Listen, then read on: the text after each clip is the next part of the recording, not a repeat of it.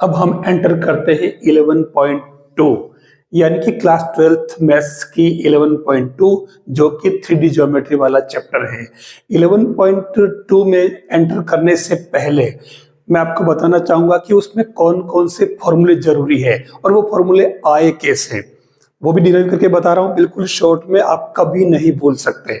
यहां देखिए मैंने सबसे पहले इसमें लिख दिया है लाइन इन स्पेस।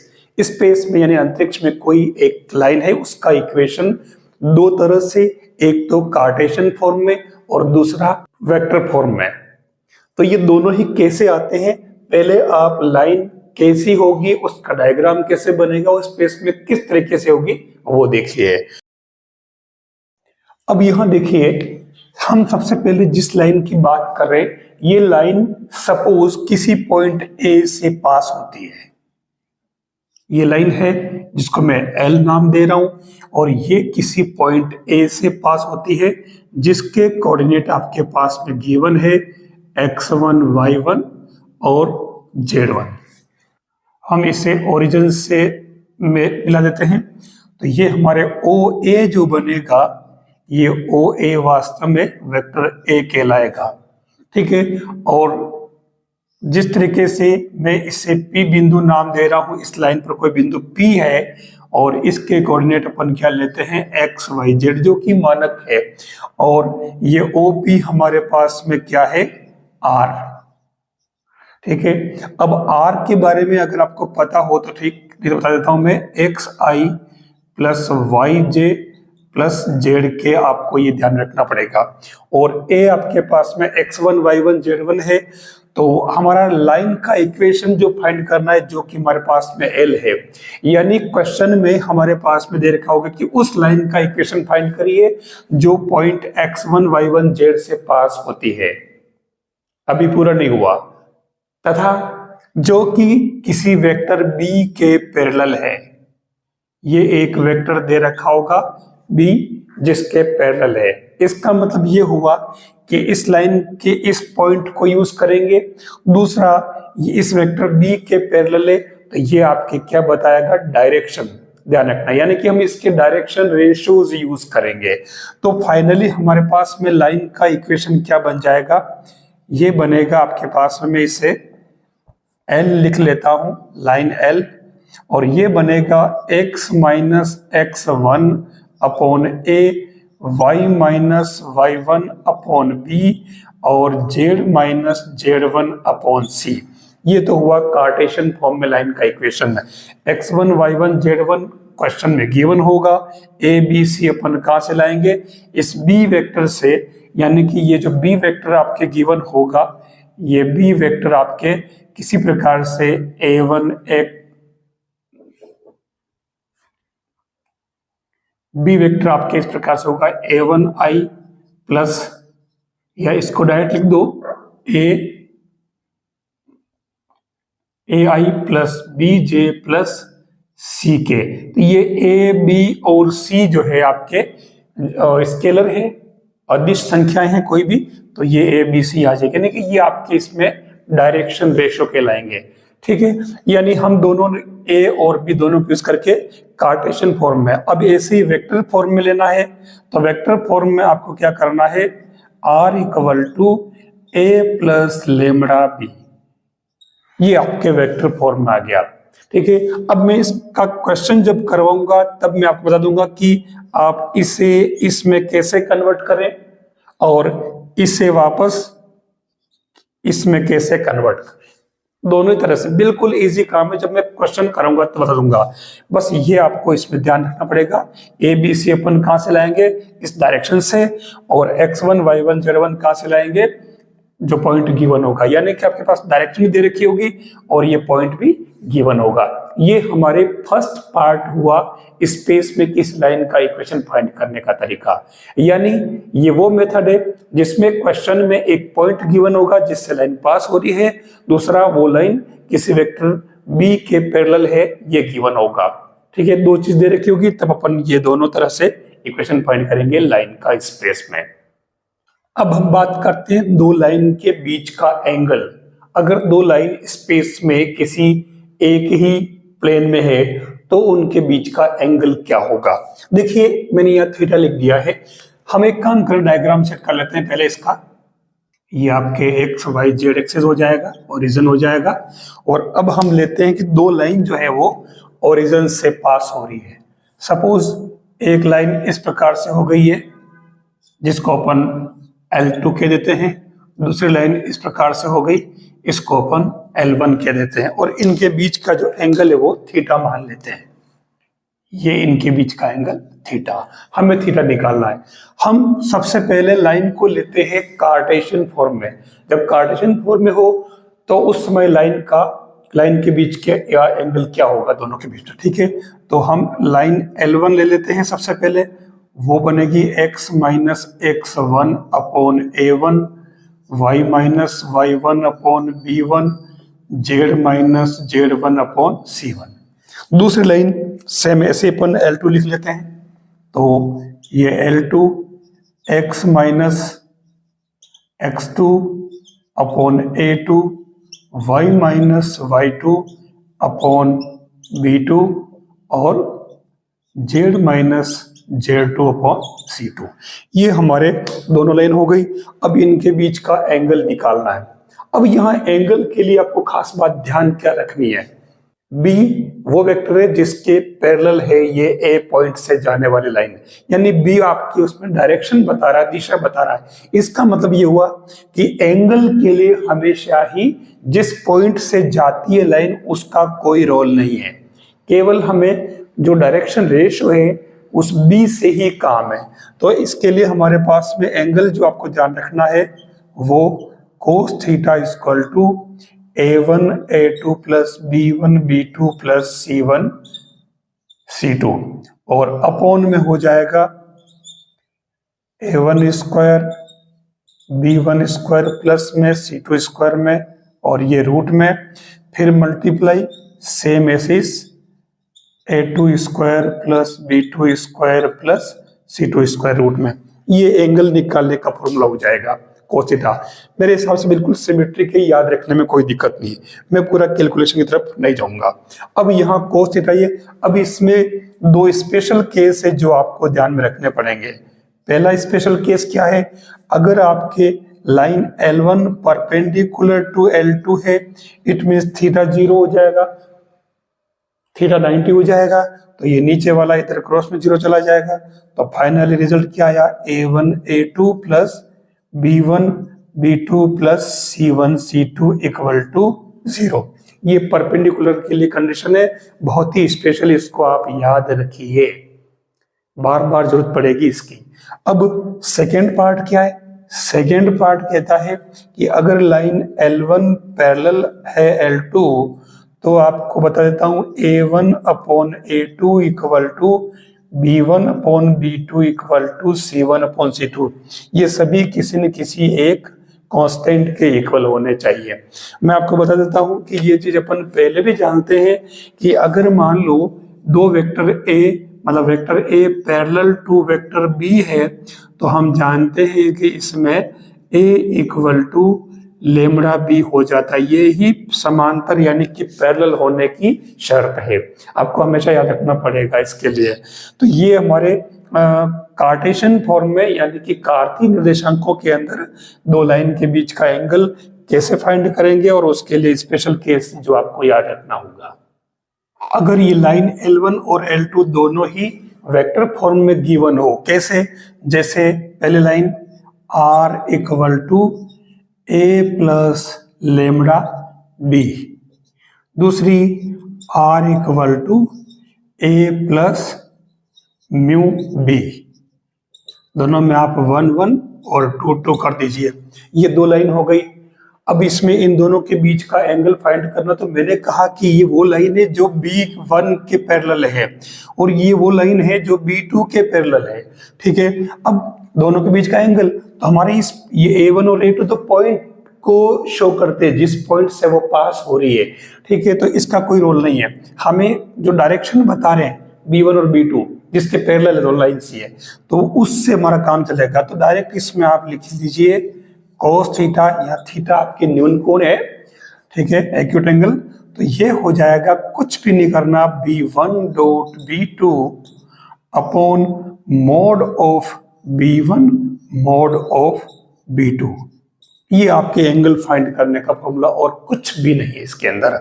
अब इसमें भी वही कंडीशन सेम, अगर पैरेलल परपेंडिकुलर की बात करें तो परपेंडिकुलर के लिए हो जाएगा B1 dot B2 equal to 0, ठीक है। और सेकंड बात अगर पैरेलल की करें तो पैरेलल की इसमें क्या होगी, आप कमेंट करके बताएं। सेम उसी तरीके से ये आपके लिए क्वेश्चन है, कुछ तो आप बता दीजिए, मुझे पता चले कि आपको कितना समझ में आ रहा है और आप मुझे फॉलो कर रहे हैं या नहीं।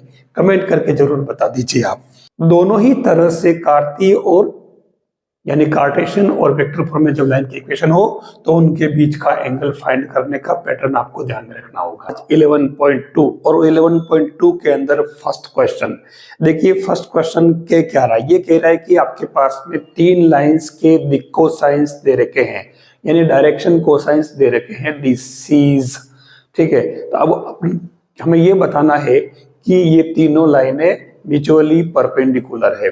अब हमारे पास में line first, line second, line third, हम इसको ऐसे मान लेते हैं। अब इसमें एक काम करें हम, क्योंकि एलिमेंट दे रखे हैं, अपन डायरेक्ट एलिमेंट से भी यूज कर सकते हैं, लेकिन काम हल्का हो इसके लिए मैं इसको नाम दे देता हूं L, इसको 1, इसको नाम दे देता हूं L2 और इसको दे देता हूं L3। ये तीनों ही परपेंडिकुलर है यूं कह रहा है। मैं एक काम करता हूं, इसके अंदर इनके ये दिक् कोसाइन को मैं दिक् अनुपात बदल लेता हूं, यानी कि दिक् अनुपात क्या हो जाएगा 12 माइनस 3 माइनस 4, थोड़ा काम हल्का हो जाएगा, बटे के 13 का कोई काम ही नहीं रहेगा इसके अंदर। फिर दूसरे वाले में 4 12 और 3, और तीसरे वाले में 3 माइनस 4 12। ये हमारे पास में आ गए क्या, ABC दिक् अनुपात। और पहले थे एलिमेंट डायरेक्शन कोसाइंस, तो थोड़ी सुविधा हो जाएगी, बटे की समस्या खत्म हो गई। अब हम दो को साथ लेते हैं। परपेंडिकुलर होने के लिए जो शर्त होती है वो हमारे होती है A1 A2 plus B1 B2 plus C1 C2 equal to 0, ये शर्त होती है। हम इसको यूज कर लेते हैं दो के लिए। तो सबसे पहले अपन L1 L2 की बात करें, ठीक है, L1 एंड L2, तो इसमें A1 A2 यानी कि 12 into 4 plus minus 3 into 12 plus 3 into minus 4, बस सोल्व कर लो इसको तो देख लीजिए आपके ये 0 आ रहा है, यानी कि इस शर्त को संतुष्ट कर रहा है L1 L2। इसका मतलब ये हुआ कि L1 perpendicular to L2। Easy काम। हम सेकंड और थर्ड ले लेते हैं। L2 और L3 की बात करें तो ये 4 इंटू 3 प्लस, सोल्व कर लीजिए इसको, 12, देख लीजिए इसके अंदर भी 0 आ रहा है, तो ये आपके इसमें 0 आंसर, यानी 0। इसका मतलब ये सेकंड ये वाली शर्त संतुष्ट कर रहा है। तो हम कह सकते हैं कि L2 परपेंडिकुलर टू L3। अब रही बात लास्ट वाले की, यानी फर्स्ट और लास्ट, तो हम फर्स्ट और लास्ट ले लेते हैं। L1 L3 में 12 इंटू 3 माइनस 3 इंटू माइनस 4, मैं राइट कर लेता हूं ना, 12 और लास्ट माइनस 4 और 12, तो ये माइनस का 12 चौके 48 48 हो जाएगा। तो आप देखिए ये 48 तो माइनस का हो गया, 12 प्लस का हो गया, 12 36, तो आप देखो 0 हो गया ये भी, यानी आपके पास में L1 परपेंडिकुलर टू L3 आ गया। यानी एक तरह से हमने जो परपेंडिकुलर वाली शर्त अप्लाई की तो वो आपके तीनों के लिए दो को लेकर के की, वो कंप्लीट हो रही है। इसका मतलब ये तीनों लाइनें म्यूचुअली परपेंडिकुलर है। ये आपका पहला क्वेश्चन कह रहा है। 11.2 का सेकंड क्वेश्चन क्या कह रहा, आपके पास में 2 पॉइंट दे रखे हैं, 1 -1 2 3 4 -2। तो ये कह रहा है कि इन दोनों पॉइंट को मिलाने वाली लाइन वो दूसरे इन दोनों पॉइंट को मिलाने वाली लाइन पर परपेंडिकुलर है। अब ये कह रहा है परपेंडिकुलर, मैंने कहा कि पैरेलल और परपेंडिकुलर वाली कंडीशन बार बार काम आएगी। तो हम एक काम करें, पहली वाली लाइन को इस तरीके से नाम दे देते हैं, ये लाइन हो जाएगी आपके ए बी, ठीक है, बी के कोऑर्डिनेट, ए के कोऑर्डिनेट, और दूसरी वाली को अपन नाम दे देते हैं इस तरीके से, ये हो जाएगी आपके कौन सी, सी और डी। एलिमेंट भी कर सकते हो, L1 L2 भी कर सकते थे आप। ये लाइन इस तरीके से हो जाएगी और ये इस तरीके से आगे चलती रहेगी, ये ऐसे। अब इन दोनों लाइन के लिए ये कह रहा है कि परपेंडिकुलर है ए बी और सी डी, तो हम सबसे पहले ए बी के निकाल लेते हैं डी आर्स, ठीक है। अब ए बी के डी आर्स कैसे निकालोगे, x2 minus x1, y2 minus y1, z2 minus z1, ये तरीका। a इक्वल टू क्या हो जाएगा, यानी कि a1 हो जाएगा 3 माइनस 2 यानी कि 2, फिर b1 हो जाएगा आपके 4 माइनस 1 माइनस 1, तो ये 5, ठीक है, प्लस हो जाएगा। और c1 क्या हो जाएगा, माइनस 2 यानी कि -4। ये आपके ए बी के डी आर्स आ गए। अब ऐसे ही अपन निकाल लेते हैं सी डी के, तो सी डी के डी आर्स भी सेम उसी तरीके से निकाल लीजिए आप। तो ये A2, B2 और C2, तो A2 क्या हो जाएगा, 3 माइनस 0 यानी कि 3, 5 माइनस 3 यानी कि 2 और 6 माइनस 2 यानी कि 4। हमारे पास दोनों लाइन के डी आर्स आ चुके। अब अपने को प्रूव करना है कि ये परपेंडिकुलर है, तो इसके लिए क्या शर्त होगी बताइए। दो लाइन अगर परपेंडिकुलर है तो उसके लिए कंडीशन क्या होती है, cos theta equal to a1 a2 plus b1 b2 plus c1 c2 upon root में दोनों का सिग्मा, यानी कि सिग्मा a1 स्क्वायर और सिग्मा a2 स्क्वायर। अब इसमें थीटा का 90 डिग्री है तो a1 a2 plus b1 b2 plus c1 c2 equal to 0। ये शर्त लगा जो पहले वाले क्वेश्चन में जो लगाई वो सेम शर्त, a1 a2 plus b1 b2 plus c1 c2, इसकी वैल्यू निकाल लेते हैं।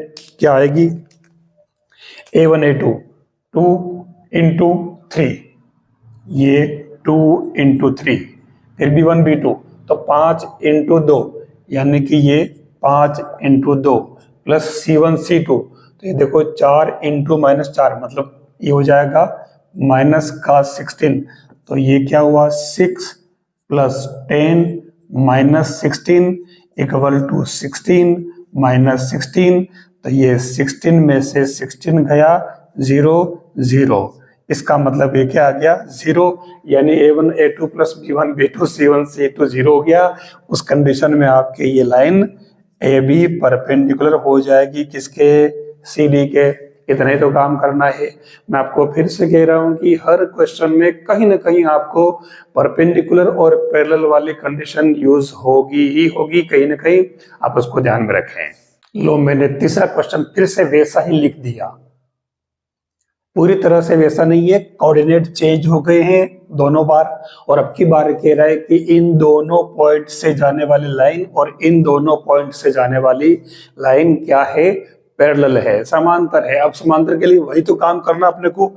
हम पहले इस लाइन को भी सेट कर लेते हैं, ऐसे ही है, चलो ठीक है, ये ए हो जाएगी, ये बी हो जाएगी, ए और बी के कोऑर्डिनेट वाली, और ये लाइन हो जाएगी सेम वैसे। मैं इसको सी और डी नाम दे देता हूँ, ये डी के कोऑर्डिनेट, ये सी के कोऑर्डिनेट, ये बी के कोऑर्डिनेट और ये ए के कोऑर्डिनेट।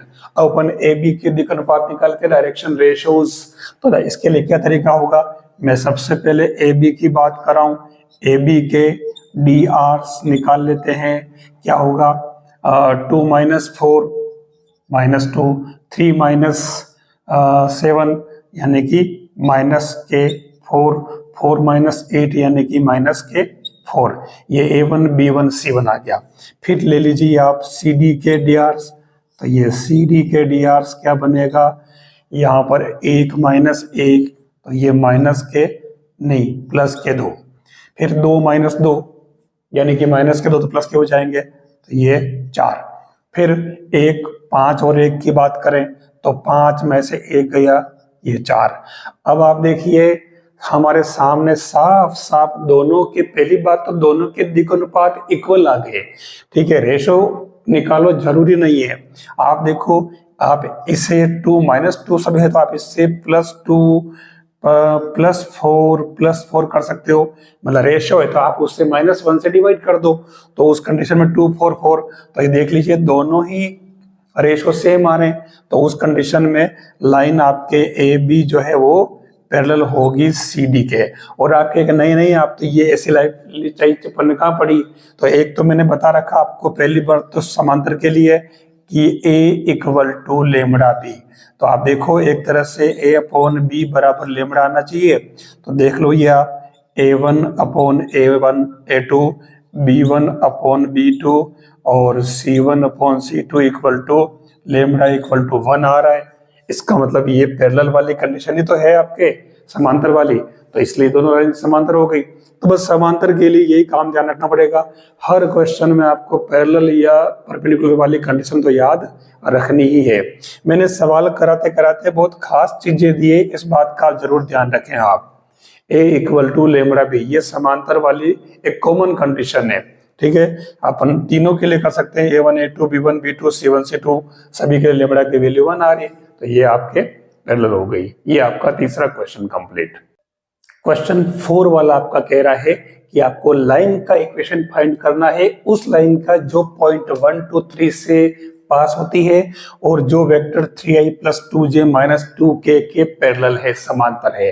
अब मैंने लाइन का इक्वेशन फाइंड करने के लिए दो तरीके बताए थे। पहला वाला तरीका यहाँ काम आ रहा है कि ये एक पॉइंट जिससे गुजरती है वो कौन सा पॉइंट है, ए, x1 y1 z1, और 3i ये कौन सा वेक्टर है, वेक्टर बी, जिसके पैरेलल है। मैंने आपको बताया था उस डायग्राम के अंदर इस तरीके से, और जिसमें आपके किसी एक लाइन है, ये वाली लाइन जो पॉइंट ए से पास हो रही है x1 y1 z1, और मैंने इससे इसको मिलाया था, और ये आपके क्या था, R P point x y z।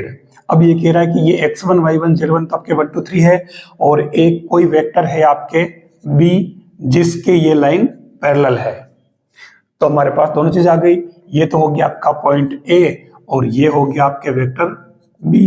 तो हमारे इसके लिए फॉर्मूला क्या था, हमने अच्छी तरह पढ़ रखा, r equal to a plus lambda B.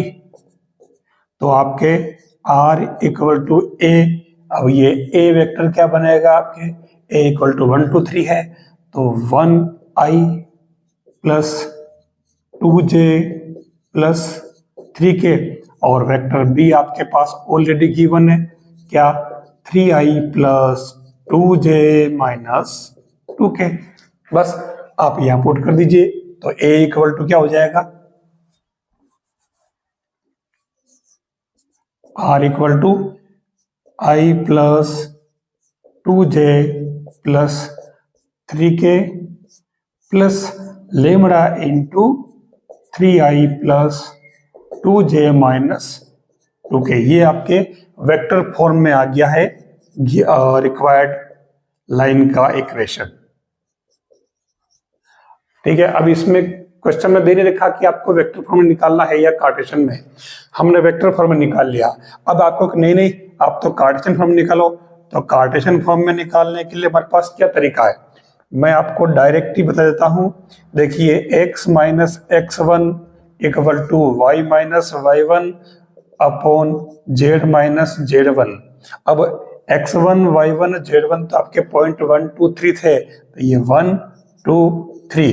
अब यहाँ नीचे a b c दिक् अनुपात होते हैं, तो a b c आपके पास दे रखे हैं 3 2 -2, ये आपके 3 2 -2, ये आपके वेक्टर फॉर्म से कार्टेशियन फॉर्म में लाइन का इक्वेशन आ गया।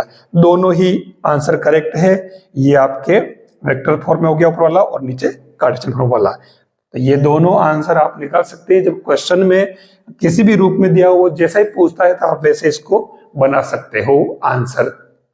नेक्स्ट जो क्वेश्चन कह रहा है, ये कह रहा है कि आपको लाइन का इक्वेशन ही फाइंड करना है, उस लाइन का जिसके पोजीशन वेक्टर तो दे रखा है 2i minus j plus 4k, और जो i plus 2j minus k की दिशा में जाती है वो लाइन।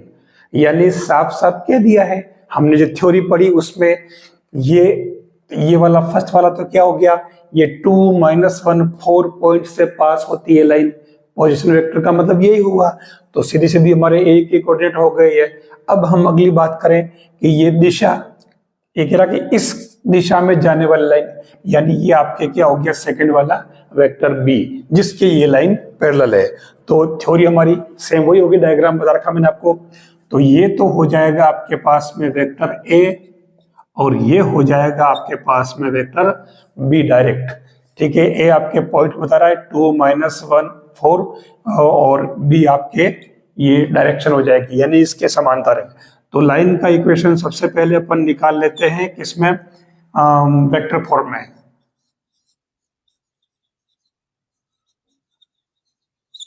वेक्टर फॉर्म में क्या होता, R equal to A plus lambda B, बस। तो ये हो गया आपके आर इक्वल टू ए तो हो जाएगा 2i, वैल्यू तो पुट करनी है, प्लस 4k और प्लस लेमड़ा, और बी आपके पास दे रखा है i,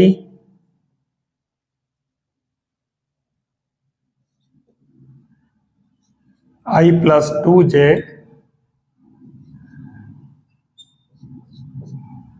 i plus 2j minus के। तो ये आपके पास में कार्टेशियन फॉर्म में इक्वेशन आ गया लाइन का। अब इसने पूछा आपको नेक्स्ट वाला, कार्टेशियन फॉर्म में तो आपका हो गया आंसर ये वाला, ये कार्टेशियन फॉर्म में आंसर। अब आपको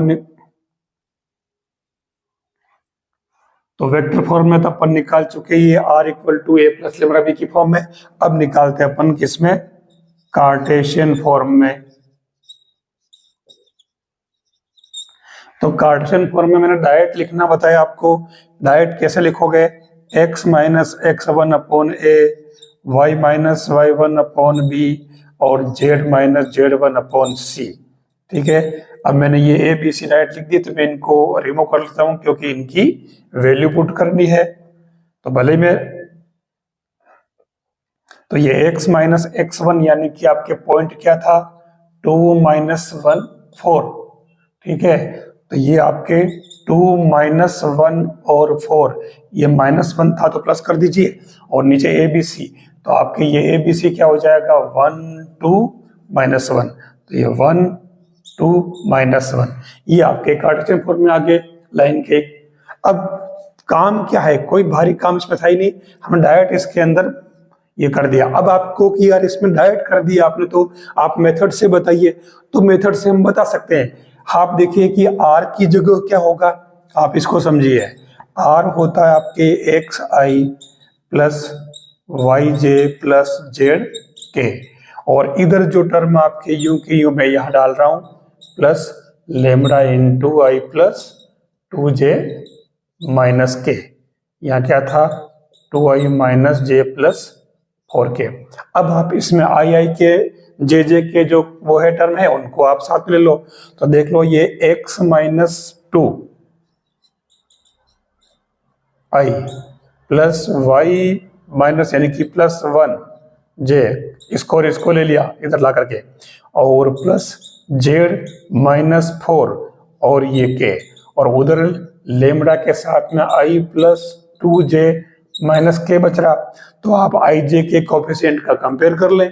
तो ये x माइनस 2 अपॉन 1, ये देख लीजिए x minus 2 upon 1, y plus 1 upon 2 और z माइनस 4 अपॉन -1, ये आ रहा।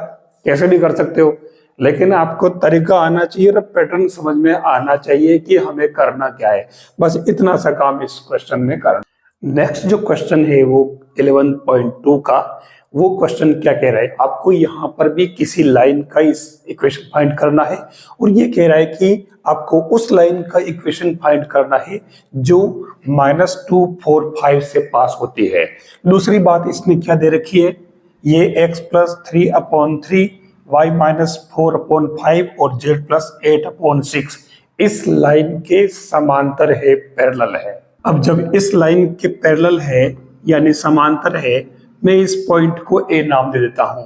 मैंने आपको बताया था डायग्राम के अंदर कि इस तरीके से जो लाइन होती है, ठीक है, और ये आपका वेक्टर ए है, ये पॉइंट ए है, x1 y1 z1, और ये आपके r है, ठीक है, और इसके पैरेलल कोई बी वेक्टर है, ठीक है, ये इसकी दिशा को बताता है बी वेक्टर। तो यहाँ पर इसने कार्तीय रूप में दे रखा है, तो अपने ए पॉइंट x1 y1 z1 या इसने -2 4 पर दे दिया है। अब हम ये जानते हैं कि जो लाइन x1 y1 z1 से पास होती है उसका इक्वेशन क्या होता है, x minus x1 y minus y1 और z माइनस z1। फिर उस लाइन के दिक अनुपात डायरेक्शन रेशियोज होते हैं ए, बी और सी। ठीक है, अब हमें ये पता होगा कि जो लाइन हमें फाइंड करनी है उसका इक्वेशन क्या बनेगा, कार्तीय रूप में पूछा है तो x minus x1, y minus y1 और z माइनस z1। अब चेंज क्या है देखना, जो पॉइंट यहाँ पे -3 +4 -8 था, यानी ये जो लाइन है वो कौन सी लाइन है, ये पॉइंट ए यानी कि -3 +4 और -8 से जा रही है ये एल लाइन, और इसके दिक अनुपात जो दे रखे हैं डायरेक्शन रेशोज वो है 3, 5 और 6। अब हमें जो लाइन फाइंड करनी है वो इसके पैरेलल है, तो चेंज क्या हुआ, केवल और केवल पॉइंट चेंज हुए, इसलिए मैंने यह सब देखो जगह छोड़ रखी है। -2 इट मीन्स प्लस का 2 प्लस का 4 ये माइनस का 4 हो जाएगा, माइनस का 5 हो जाएगा 8 की जगह।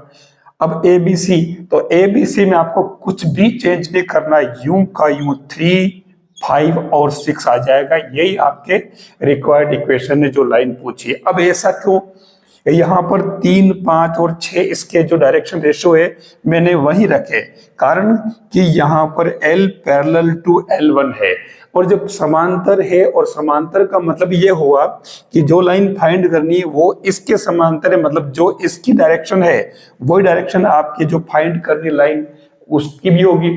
तो अब डायरेक्शन किससे शो होती है, वेक्टर बी से। वेक्टर बी इट मींस क्या होता है, डायरेक्शन रेशियो 3, 5, 6।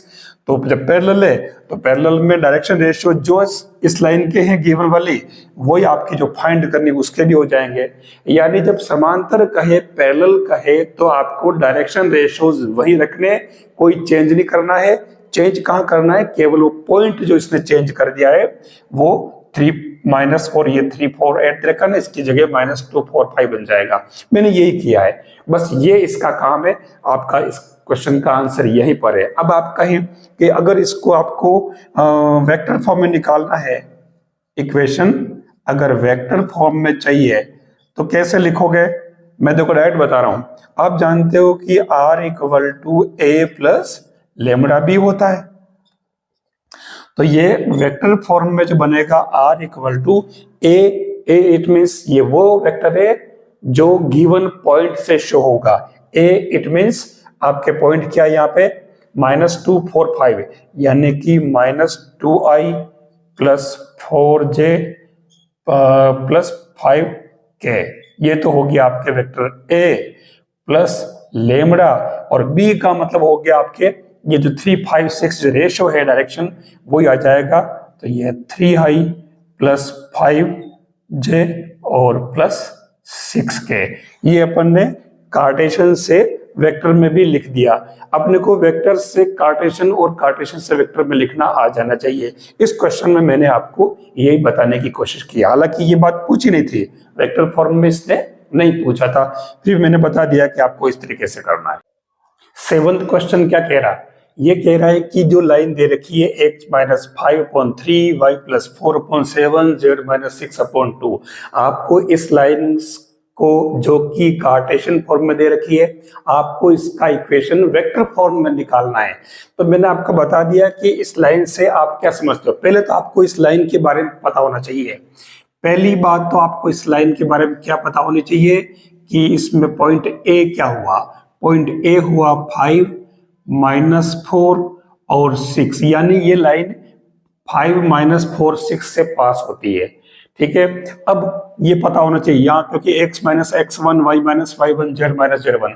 अब ए बी सी, तो दूसरी बात इसमें क्या आ रही है, इसके जो डायरेक्शन रेशियोज जो है वो क्या है, 3, 7 और 2, दो चीज आ गई। अब मैंने आपको बताया था कि आपको डायरेक्ट यूज करना आना चाहिए, तो वेक्टर फॉर्म में जो इक्वेशन आपको निकालना है इसका, वो क्या होता है, R = A + λb। मैंने आपको बताया था वैसे आर क्या होता है, आर होता है एक्स आई प्लस वाई जे प्लस जेड के, ठीक है। और ए क्या है, ए आपके वो पॉइंट है जिससे लाइन पास हो रही, तो पॉइंट कौन सा 5 - 4 6, आप इसे आई जे के में लिख दे तो ये हो जाएगा आर इक्वल टू 5, यानी कि 5i minus 4j plus 6k, ये तो आ गया आपके वेक्टर ए जिससे पास होती है। और इसी में नीचे लिख लेता हूं मैं प्लस लेमड़ा, और बी आपके क्या है जो 372 है, ये क्या बताते हैं, डायरेक्शन बताते हैं, दिशा बताते हैं, इस लाइन की दिशा बताते हैं, ध्यान रखना। तो 372 क्या है, ये हो जाएगा 3i plus 7j plus 2k, ये आपके रिक्वायर्ड आंसर हो गए। आप इजी वे में कन्वर्ट कर सकते हो। आपको लाइन के बारे में पता होना चाहिए। अगर आपके कार्टेशियन फॉर्म में है तो हमें पता होना चाहिए कि ये 5 4 6 दे रखे हैं, आप इनके अपोजिट साइन ले लें, यानी ये जो लाइन है वो 5 - 4 6 से पास होती है, और जो नीचे दे रखे हैं 372 ये इसके डायरेक्शन रेशोज हैं, ABC की वैल्यू। तो इनको अपन ने क्या यूज किया, देखो 5 4 6 जो भी था तो मैंने इसको यहाँ A की जगह यूज कर लिया, और 372 को मैंने B की जगह यूज कर लिया IJK में। ये तो कन्वर्शन है, और क्या है, हम चाहे जैसे कन्वर्ट कर सकते हैं, वेक्टर टू कार्टेशियन और कार्टेशियन टू वेक्टर कर आराम से कन्वर्ट कर सकते हैं। अब इस क्वेश्चन में हल्का सा चेंज किया है। चेंज क्या किया, फाइंड तो आपको लाइन का इक्वेशन ही करना, और वो भी क्या, दोनों ही फॉर्म में निकालना, कार्टेशियन फॉर्म में भी निकालना और वेक्टर फॉर्म में निकालना है। अब इसने दिया क्या है, पहले वाले क्वेश्चन में ये केवल एक पॉइंट दे रहा था और साथ में डायरेक्शन रेशोज वगैरह डायरेक्ट दे रहा था। अब यह इसने क्या किया, आपको उस लाइन का इक्वेशन फाइंड करना है जो ओरिजिन से भी पास होती है और 5 - 3 से भी पास होती है, यानी कि 2 पॉइंट से पास होती है। तो मैंने आपको बताया था कि 2 पॉइंट से पास होने वाली लाइन का जो इक्वेशन हम निकालते हैं, कार्टेशियन फॉर्म की बात करें पहले, तो उसके लिए मैं लिख देता हूं, चलो x - x1 y - y1 और z - z1। अब नीचे मैंने छोड़ रखा है, तो नीचे आपके a b और c, जहां पर a क्या होगा, b क्या होगा और c क्या होगा। a तो हो जाएगा आपके x2 - x1, y2 - y1 और z2 - z1। तो ये आराम से निकाल लो, आप ये a निकाल लो, 5 - 0 तो ये 5, b क्या हो जाएगा -2 - 0 तो ये -2, c 3 - 0 तो ये c = 3 हो जाएगा। तो ABC आ गए। अब हमें x1 y1 z1 चाहिए, तो x1 y1 z1 आप इन तीनों, भले ही आप ये पॉइंट लीजिए, भले ही आप ये पॉइंट लीजिए, कोई सा भी लीजिए, आंसर सेम ही आएंगे। ठीक है, हम इसमें काम करते हैं, कौन सा पॉइंट ले, भले ये ले लेते हैं और भले ये ले लेते हैं, कोई फर्क नहीं पड़ेगा। अगर मैं ये पॉइंट लेता हूं तो मेरे लिए और इजी हो जाएगा। ठीक है, तो अब क्योंकि दोनों पॉइंट से पास हो रही है, ओरिजिन से भी पास हो रही है, और हमने इसमें एक पॉइंट ए और दे दिया, वो भी है, तो उस कंडीशन में जो इक्वेशन क्या हो जाएगा आपके, वो बनेगा x - x1 upon 5 y - y1 upon -2 z - z1 upon 3, यानी कि x upon 5 y upon -2 z upon 3। ये आपके कार्टेशियन फॉर्म में इसका इक्वेशन आ गया। आप अगर चाहते तो आप पॉइंट ये भी ले सकते थे। अब आप कहें कि मेरे को सेकंड नंबर क्या, वेक्टर फॉर्म, तो वेक्टर फॉर्म के लिए हमारे पास में क्या, r = a plus lambda b - a, मैंने ये बताया था आपको। तो ये r = आप a आप इसमें से कोई सा ले लो, आप ये पॉइंट ले लो a, तो ये तो पूरा 0 हो जाएगा, और ये लेमड़ा, और इधर वाला जो है क्या आपके 5 - 2 तो यही हो जाएगा 5i -2j प्लस 3k, यानी कि r = क्या हो जाएगा, lambda into 5i - 2j plus 3k, ये इसके आंसर हो जाएंगे। आप किसी फॉर्म में रखो, कोई फर्क नहीं पड़ेगा। ये मैंने 2 बताया इक्वेशन, तो ये भी करेक्ट है और ये भी करेक्ट है। अब आप चाहे तो इसमें चेक कर सकते हैं, आप देख लीजिए, यहाँ ये जो दोनों लाइन है आपके इसी को रिप्रेजेंट करेगी। क्यों रिप्रेजेंट करेगी?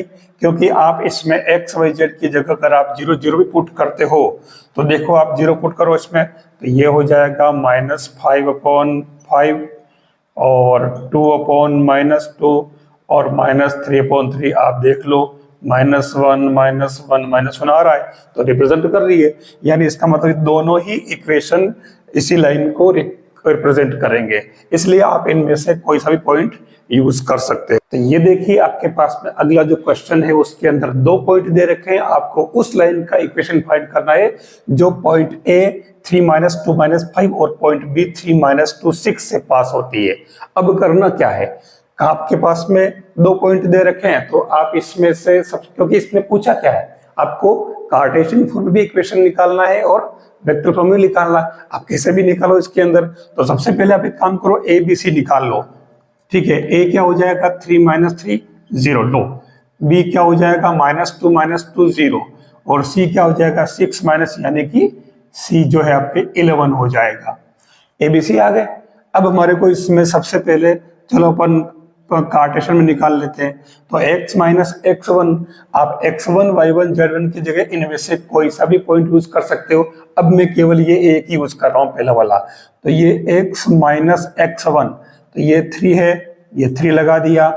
फिर y - y1 तो ये -2 यानी कि प्लस का 2, z - z1 यानी कि प्लस का हो जाएगा 5। अब नीचे ए बी सी, तो ए बी सी क्या आपके पास में 0 0 11, ये आपके कार्टेशियन फॉर्म में आ गया इक्वेशन लाइन का, ये आंसर है आपके। इतना सा तो काम था। अब को नहीं मुझे तो वेक्टर फॉर्म में भी चाहिए, तो लो ना वेक्टर फॉर्म में कर लेते हैं अपन। ये आपका वेक्टर फॉर्म में सेकंड कंडीशन क्या था, याद है आपको? R = A + λ b - a। ठीक है, ये ध्यान रखना। तो आपके पास b- अपन कर चुके हैं पहले से, तो ये R = क्या आ जाएगा, a आपका इनमें से कोई भी पॉइंट ले लो। हम पहला वाला पॉइंट यूज कर रहे थे तो यही ले लेते हैं, यानी कि 3i - 2j - 5k। ये तो आपके आ गया वेक्टर ए जहां से लाइन पास हो रही है जिस पॉइंट से, और प्लस लेमड़ा b - a अपन निकाल चुके, कितने आ रही है ये b - a तो है 0 0 11। तो आपके पास में 0i + 0j और लास्ट में क्या 11 था, तो ये 11 के। तो इसको भले आप चाहो तो थोड़ा सिंप्लीफाई कर लो, 3i - 2j - 5k और लास्ट में क्या बना 11, लेमड़ा में केवल ये 11k आएगा। ये इसका वेक्टर फॉर्म में लाइन का इक्वेशन है। आप कैसे भी करो, ले दे करके काम वही करना है, बस एक बार आप पैटर्न समझ लीजिए। मैंने जो सबसे पहले आपको डायग्राम बताया उस डायग्राम को समझ लीजिए, आपका क्वेश्चन सही हो जाएगा। यहाँ आपको लाइन के 2 इक्वेशन दे रखे हैं, यानी 2 अलग अलग लाइन है। और पहली वाली line R = 2i - 5j + k + λ 3i + 2j + 6k। दूसरी वाली लाइन कह रही है कि 7i, j इसमें गायब है, -6k + μ × i + 2j + 2k। आपके पास जो दोनों लाइन दे रखी है, इन दोनों लाइन को अगर ध्यान से देखो तो ये आपके a + λb और a + μb के रूप में है। पहले वाले को 1 1 मान ले, दूसरे वाले को 2 2 मान ले। ठीक है, अब ये कह रहा है कि इन दोनों के बीच में एंगल क्या होगा, हमें लाइन के बीच में एंगल फाइंड करना। और एंगल के लिए हमने जो पढ़ा है, जब वेक्टर फॉर्म में हो तब एंगल के लिए फॉर्मूला क्या होता है, cos θ = b1.b2 upon mod of b1 mod of b2। तो उस केस में अपन इसके अंदर अपन चाहे तो पहले b1.b2 निकाल लें। एक बात और बताऊं, मैंने बता रखा कि ये पूरा फर्स्ट पार्ट जो है वो ये पॉइंट को शो करता है कि ये लाइन किस पॉइंट से पास होती है, और ये जो है वेक्टर बी को शो करता है जो डायरेक्शन बताता है। ऐसे इसके अंदर भी पॉइंट और ये वेक्टर बी। तो आपको इन दोनों पॉइंट से कोई काम नहीं, ये b1 और b2 है, हमें इनको यूज करना है। तो ये b1 ये b2, तो उस केस में अपने को cos θ निकालना है। cos θ का फॉर्मूला आपको पता ही है, b1.b2 upon mod of b1 b2। तो आप b1 को बड़ी अलग से शो कर ले, 3i plus 2j plus 6k और B2 आपके आ रहा है I plus 2j plus 2k। दोनों आ गए। आप B1 डॉट B2 अलग से निकाल ले भले। तो B1 dot B2 equal to क्या बनेगा 3 और प्लस 4 प्लस 12। इट मीन्स कितना आया 12 4 16, 16 और 3 19, यानी कि B1 डॉट B2 आपके क्या आ गया 19। ठीक है, अपन चाहते तो साथ में भी कर सकते हैं। अब इसमें अपने को निकालना मोड ऑफ B1। तो मोड ऑफ B1 कैसे निकालते हैं 3 square plus 2 square plus 6 square और इनके ऊपर रूट। तो कितना आ रहा है ये 40 और 50 यानी कि 7। तो ये B1 का मोड तो आपके पास में आ गया 7। अब बात करें अपन B2 की। तो B2 में क्या हो जाएगा 1 square it means 1, 2 square it means 4, 2 square it means 4 और इसका रूट। तो ये 4 4 8 और 1 9 यानी कि 3 हो जाएगा। तो अब आप कोस थीटा के अंदर वैल्यू पुट कर दीजिए। तो ये आपके cos theta equal to B1 dot B2 तो आ रहा है 19 और अपॉन में आपके मोड ऑफ B1 कितना था 7, ये 7 मोड ऑफ B2 3, तो ये आ जाएगा 19 अपॉन 21। तो theta equal to cos inverse 19 upon 21। ये आपके रिक्वायर्ड आंसर है। अब हम अगर चाहते तो इससे कार्टेशियन में बदल करके और कार्टेशियन के अंदर भी निकाल सकते थे, लेकिन मैं अभी इसमें इसको नहीं बता रहा हूं। मैं नेक्स्ट वाले क्वेश्चन में, क्योंकि यही बात पूछी है, उसके अंदर बता दूंगा कार्टेशियन फॉर्म में। इसी क्वेश्चन का जो सेकंड पार्ट है ये भी सेम वैसा ही है। आपको वेक्टर फॉर्म में 2 लाइन के इक्वेशन दे रखे हैं, फर्स्ट और सेकंड, देख लीजिए, और हमें इनके बीच का एंगल फाइंड करना है। तो हम सेम प्रोसेस यूज करेंगे और इसीलिए मैंने इस फॉर्मूले को भी एज इट इज रखा है। तो सबसे पहले अपन इसके अंदर B1 डॉट B2 निकाल लेते हैं। अब यह ध्यान रखना B1 आपके पास में क्या बनेगा, सेम थोड़ा इनका ध्यान रखना। B1 तो है आपके पास में I minus J minus 2k और B2 आपके पास में है 3I minus 5J minus 4k। आपको A को देखने की जरूरत है, ये आपके A1 और ये A2, यहाँ बड़ी बड़ी संख्याएं दे रखी है 56। ठीक है, तो अच्छा कोई रोल ही नहीं है, अपने को काम ही नहीं है। अगर मैं आपसे पूछूं कि ये सेकेंड लाइन किस पॉइंट से पास हो रही है, तो आपको कमेंट करके बताना है ये किस पॉइंट से पास हो रही है, मुझे पता चले कि इस लाइन को देख करके आप आंसर दे पाते हो या नहीं। यहाँ सबसे पहले अपन एक काम करो, चलो B1 का मोड निकाल लो, क्योंकि निकालना तो है ही आगे पीछे। तो B1 का मोड क्या होगा 1 का स्क्वायर 1 माइनस 1 का स्क्वायर 1 और माइनस 2 का स्क्वायर 4 और इसका रूट। तो ये 4 और 1 5 और 1 6, रूट का 6 आ गया। ऐसे ही आप B1 2 का भी निकाल ले मोड। तो B2 का मोड क्या बनेगा 3 यानी कि 9 माइनस 5 का हो जाएगा 25 माइनस 4 का हो जाएगा 16 और ये हो जाएगा रूट। 16 और 9 25 और 25 50 यानी कि चलो मैं लिख देता हूँ 50 रूट में। तो ये हो जाएगा कितना 25 इंटू 2 कर सकते हो, तो ये हो जाएगा 5 रूट 2। अब निकालना क्या B1 dot B2।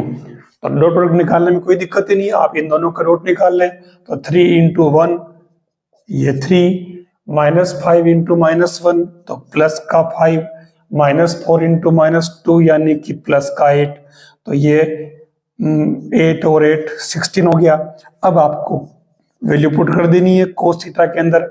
B1 dot B2 कितना आपके पास में 16 और मोड ऑफ B1 कितना आया रूट 6 मल्टीप्लाई B2 मोड कितना आया 5 रूट 2। अब इसमें आप थोड़ा और चाहो तो सिंप्लीफाई कर लो। 16 अपॉन रूट 6 को आप लिखोगे root 3 into root 2, root 3 into root 2 और फिर 5 इंटू रूट 2। तो देखो ये हुआ 16 अपॉन 5 रूट 3 और ये रूट 2 इंटू रूट 2 अलग से हो जाएगा 2, तो इससे ये कैंसिल हो जाएगा 8। तो अब आपके फाइनली जो आंसर आ रहा है cos theta equal to 8 upon 5√3, या यूं कह सकते हैं कि theta equal to cos inverse 8/5√3। ये फाइनली इसका आंसर बनेगा। ये देखिए नेक्स्ट वाला क्वेश्चन है जो कार्टेशियन फॉर्म में है, यानी कि दोनों ही लाइन के इक्वेशन कार्टेशियन फॉर्म में दे रखे हैं। हमें इन दोनों लाइन के बीच का एंगल फाइंड करना है। पिछले वाले में अपन ने cos theta equal to b1.b2 upon mod of b1 mod of b2 use किया। यहाँ हम दूसरा यूज करेंगे। वो क्या है, पहली लाइन है हमारे पास में, इसको अपन L1 कह दें, इसको कह दें L2। अब पहले आप एक काम करो, L1 के लिए A1 B1 C1 निकाल लें।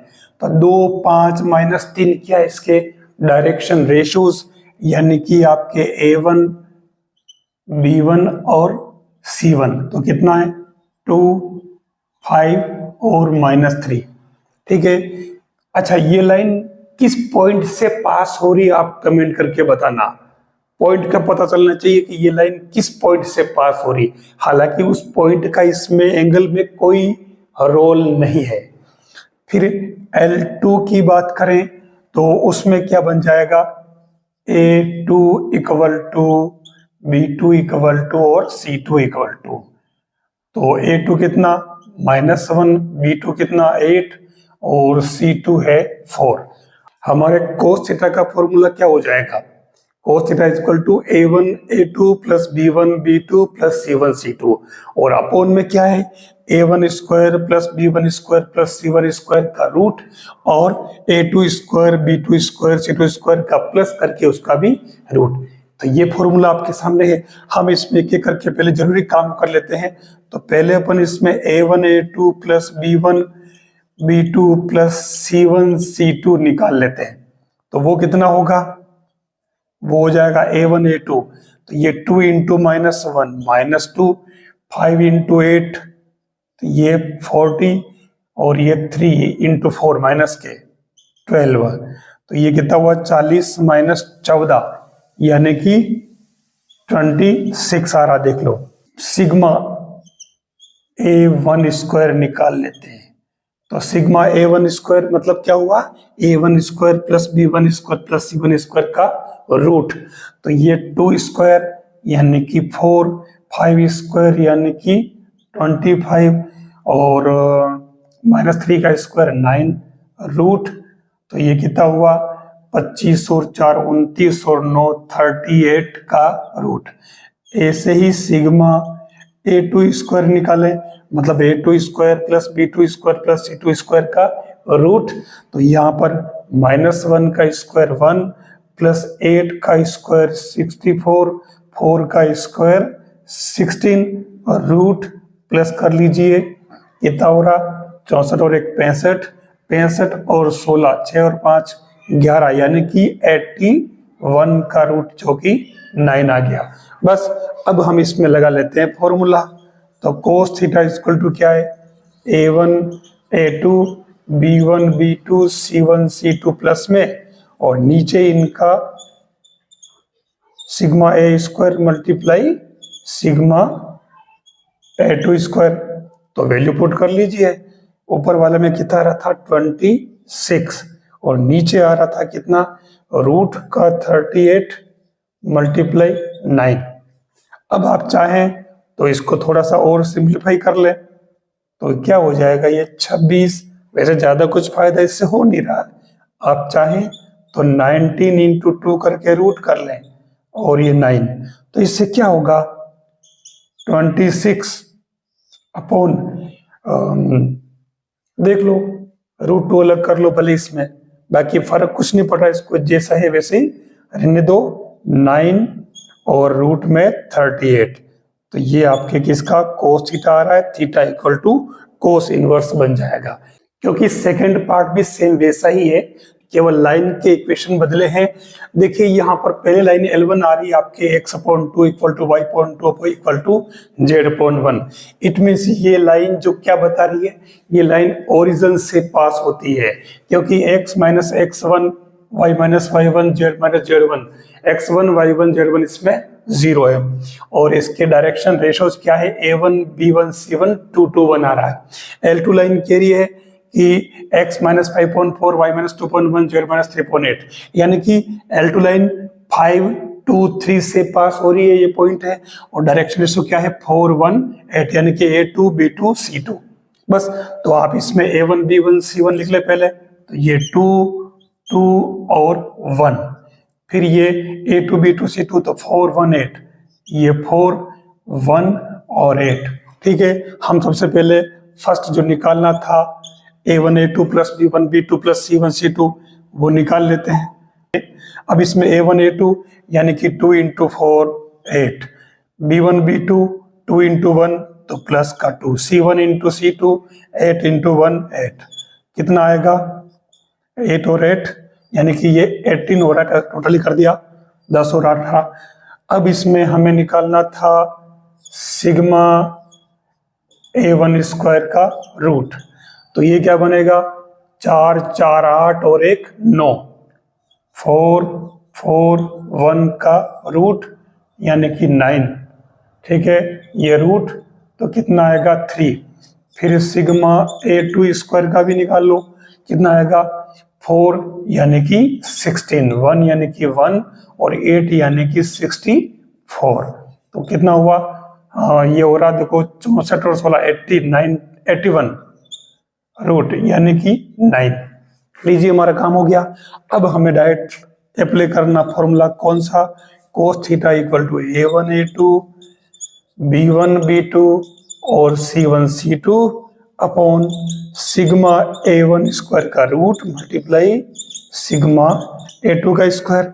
बस पुट कर दीजिए वैल्यू, तो ऊपर तो आ रहा था कितना अपने 18, ये 18, नीचे आपके कितना आएगा 3 इंटू 9, तो ये इससे काट दो इसको 2 बार, तो ये 2/3।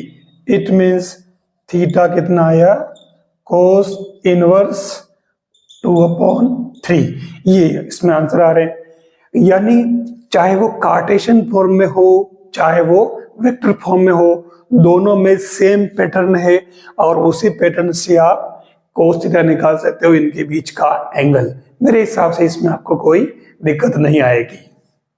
इस क्वेश्चन को देखिए, यहां जो अब तक क्वेश्चन किए उसमें और इनमें क्या डिफरेंस है।